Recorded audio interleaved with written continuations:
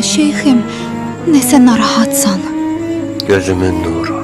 Qardaşım mənim üstümdən xət çəkməyə hazırlaşır. Görünür, Ağqoyunlu sarayında bizi sevməyənlər var.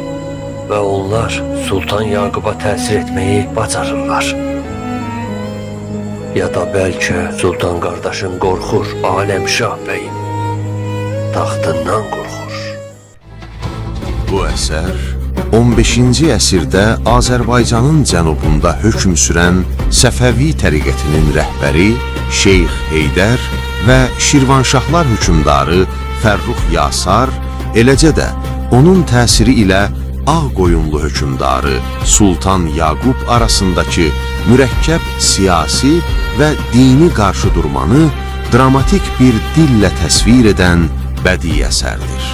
Əsərin bütün bölümlərini Qam Company kanallarında izləyə, dinləyə bilərsiniz. Bismillah, Allah Allah.